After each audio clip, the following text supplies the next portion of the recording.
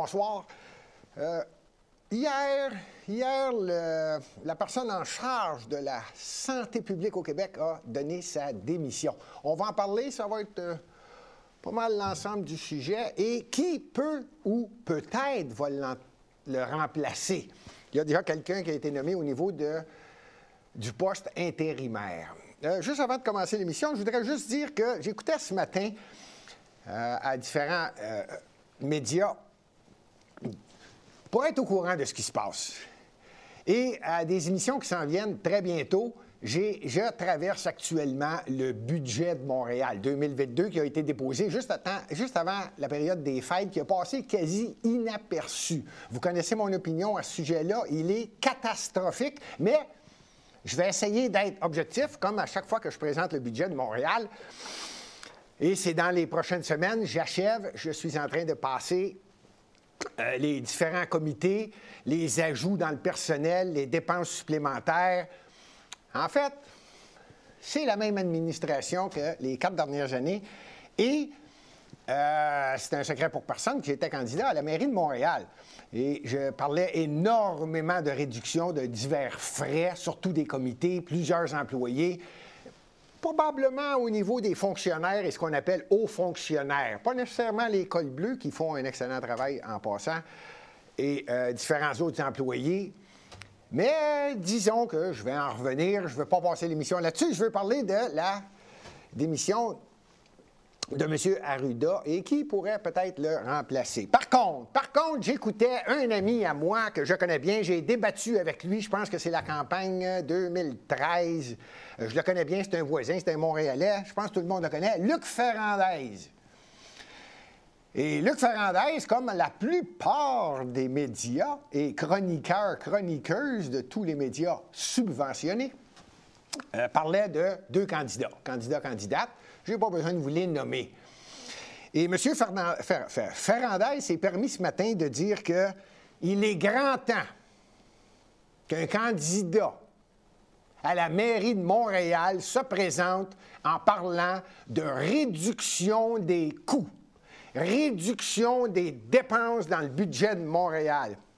Hey, Luc Ferrandez, t'as manqué une maudite belle campagne au mois de novembre l'année dernière. Soit dit en passant, dis pas trop de choses du genre quand t'es à la radio. Voyons donc!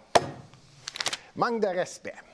Ceci dit, aujourd'hui, mon nom est Gilbert Thibodeau, nous sommes le 11 janvier 2022. Ce que j'apprenais hier et que tout le monde a appris avec stupéfaction, au Québec, M.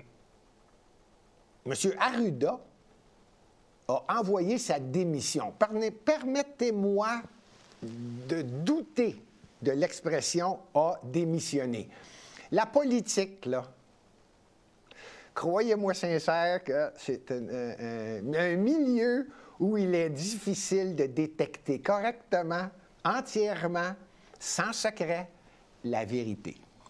Mais c'est une lettre de démission. Vous le savez, à l'émission de candidat, je prends toujours plaisir à avoir tous les documents nécessaires pour démontrer que j'ai bien fait mes devoirs.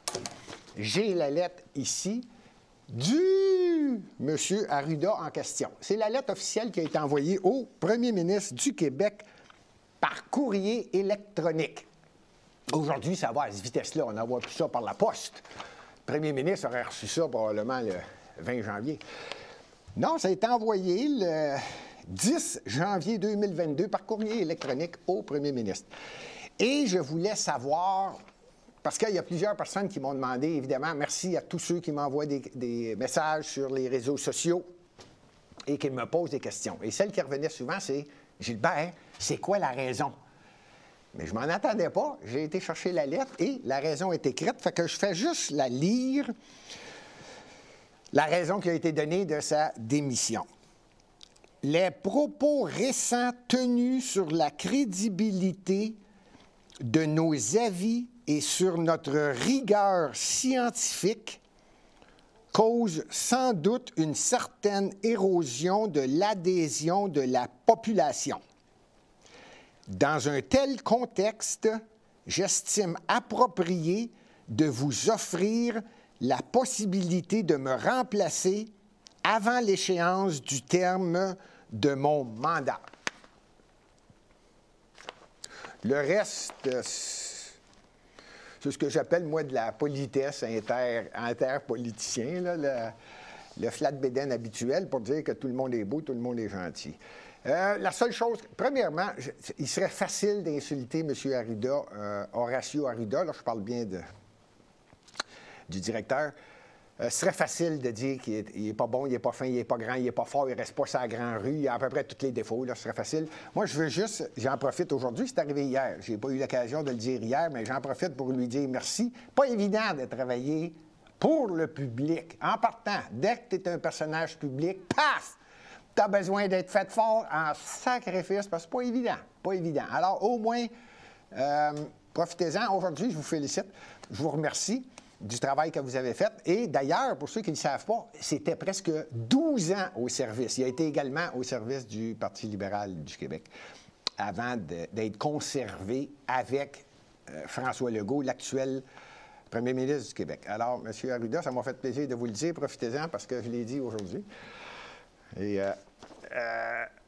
servir le public, c'est pas évident, surtout en 2022, avec ce qui est en train de se passer, surtout l'histoire des vaccins.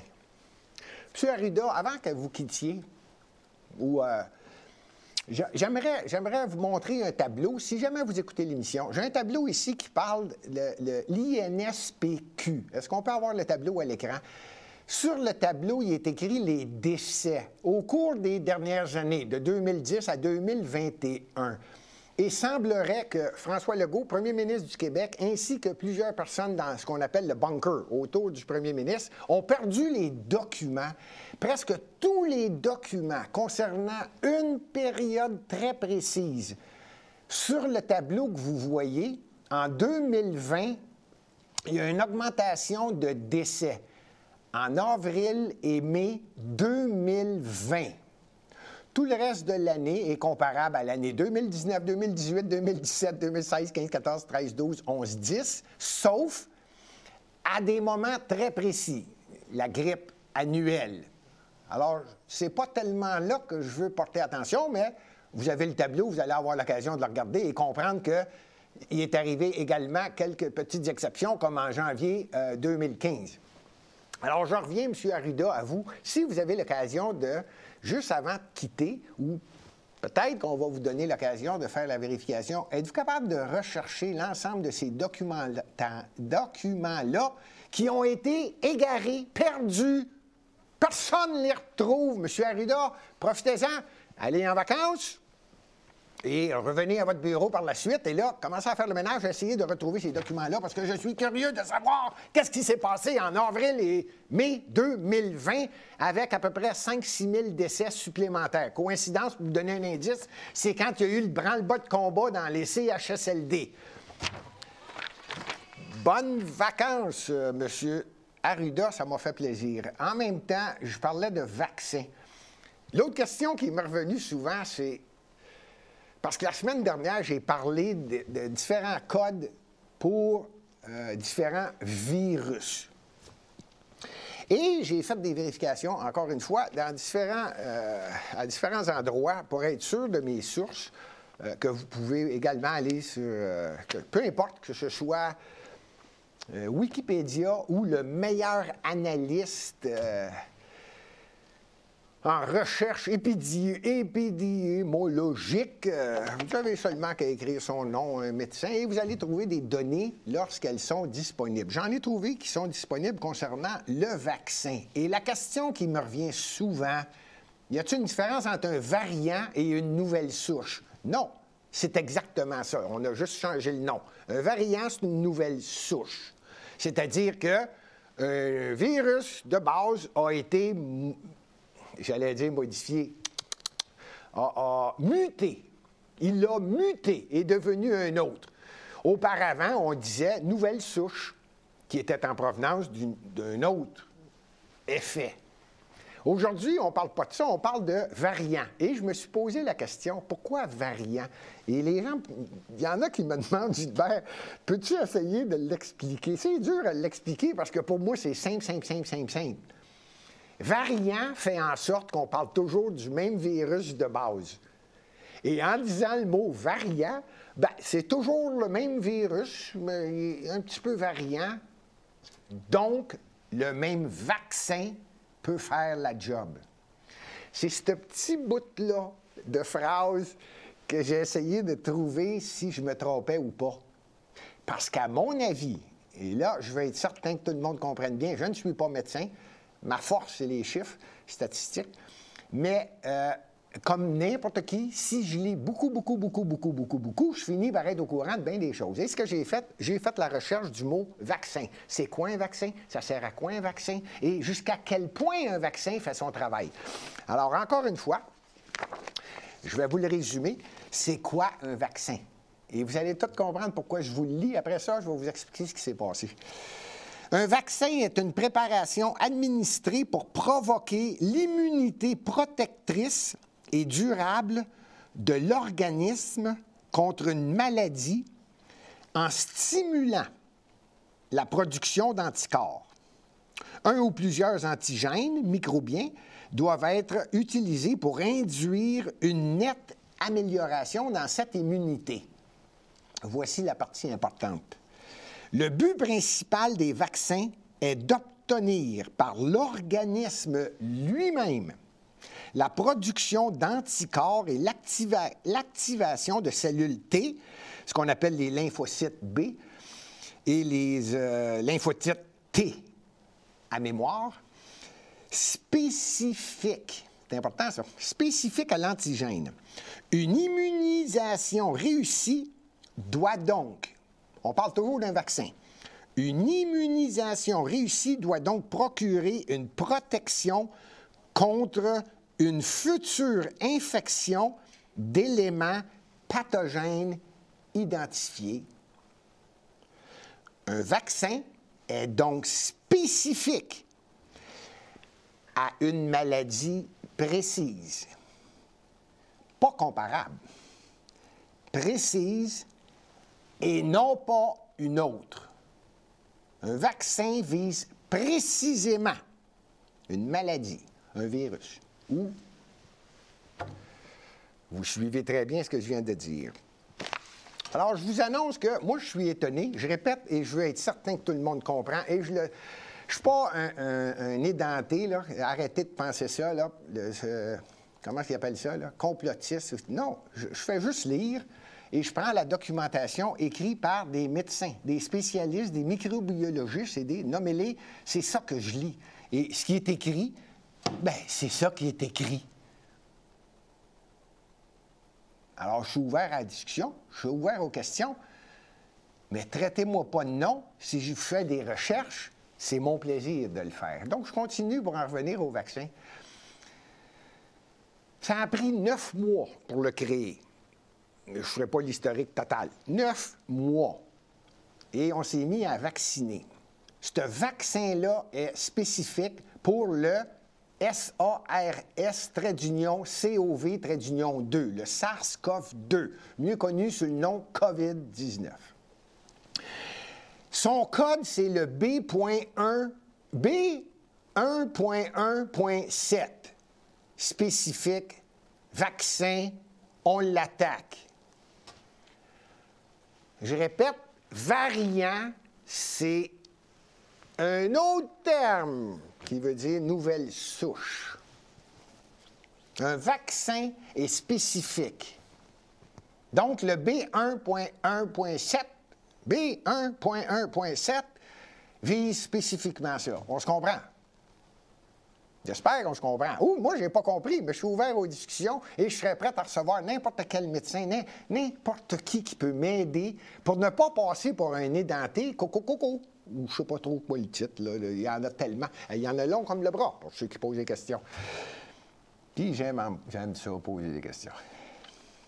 Donc, vaccin sur le marché, première dose, tout le monde se fait vacciner. Oups, variant. Variant B.1.351, bêta, qui vient d'Afrique du Sud. Pas le dernier, là. On va y revenir au dernier. Pouf! Ah, on a un problème. Attendez, il y en a eu un autre.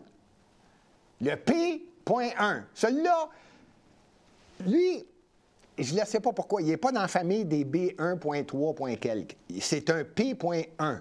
Alors, j'imagine qu'il n'était pas, je ne sais pas, moi, je ne sais pas pourquoi. Celui-là, il a passé comme par magie. Lui, il venait du Brésil.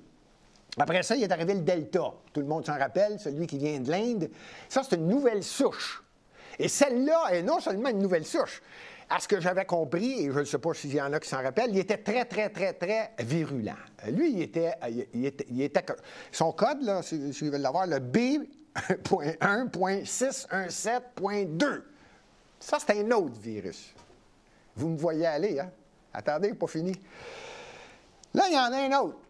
C'est celui qu'on est en train de vivre actuellement, le Omicron. Bon, on va vous le donner, son code, le B1.1.529. Lui, il vient d'Afrique du Sud. Bon, celui-là, c'est une docteure en Afrique du Sud, qui a clairement déclaré que celui-là, qui était moins, il était contagieux. En fait, c'est pas moi qui veux le dire, là, mais ça sonne comme ça, là, tu sais, c'est un... Ou vous l'appelez la petite grippe, ou vous l'appelez saisonnière, parce que depuis les années passées, il y a toujours eu.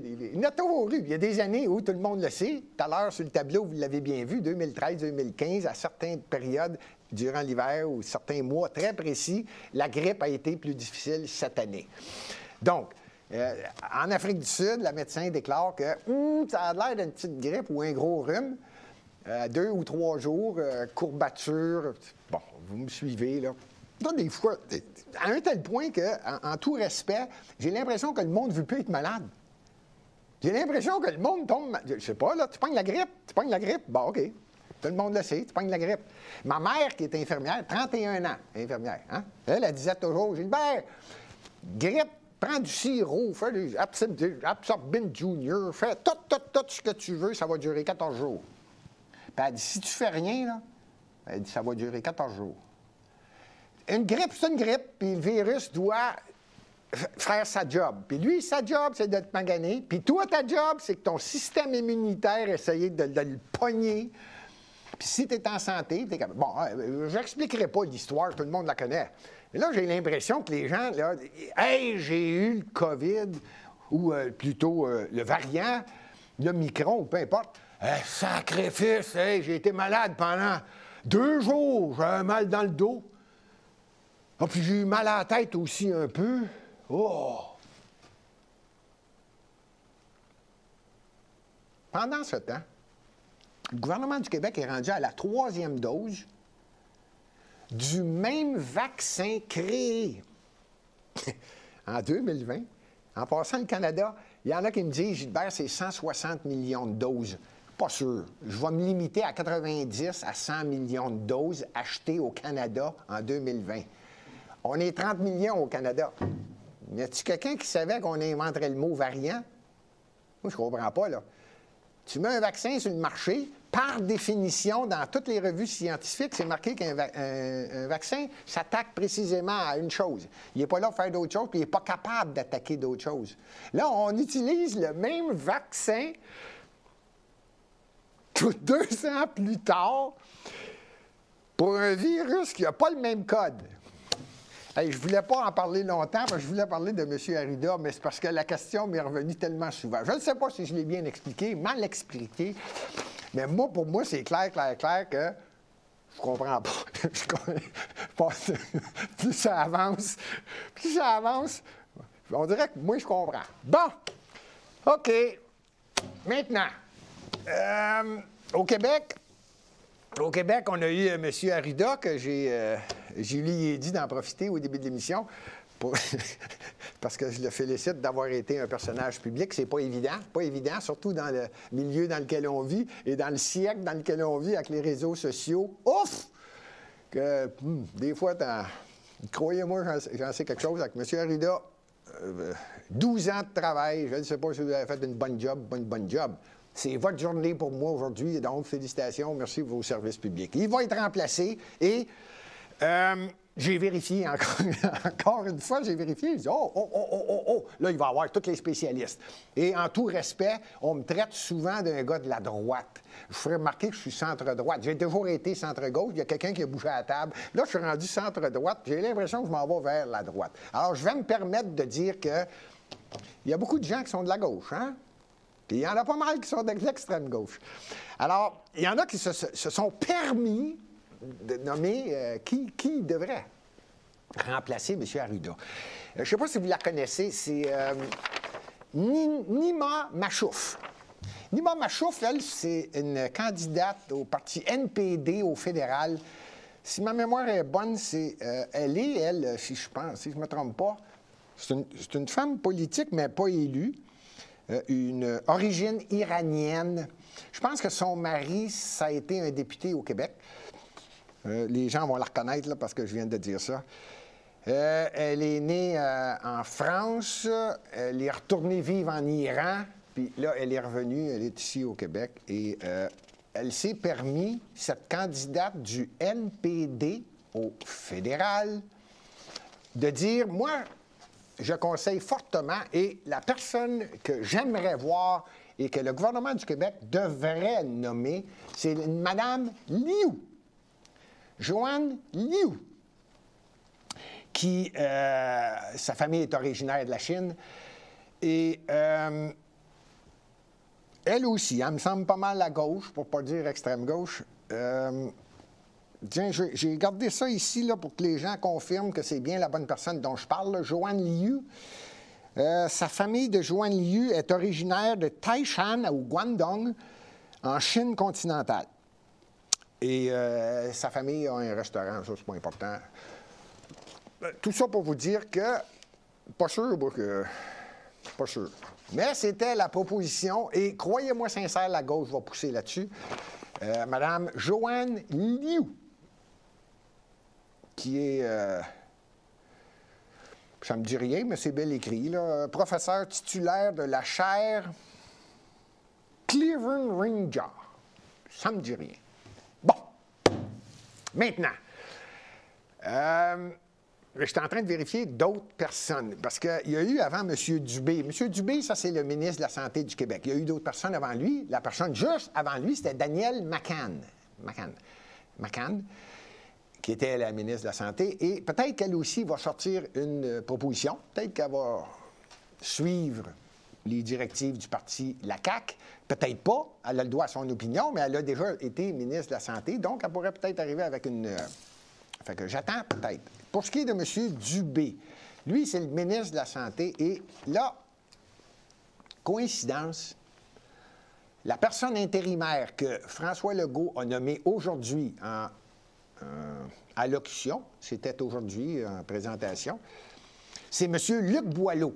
Luc Boileau, qui est membre du Collège des médecins du Québec. Au moins, ça fait ça. Et il a différents diplômes. Il a travaillé à la Régie régionale de la santé, les services sociaux, en Montérégie. Et il a travaillé, si je ne me trompe pas, à l'hôtel Charlemagne. Bon, je ne sais pas te dire qu'il est bon ou pas bon, ou meilleur ou pas, mais il est intérimaire. Là, je suis allé voir, comme d'habitude, vous le savez, et c'est un secret pour personne maintenant.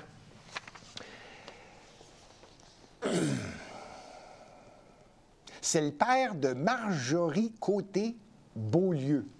Lui, c'est Luc... Boileau.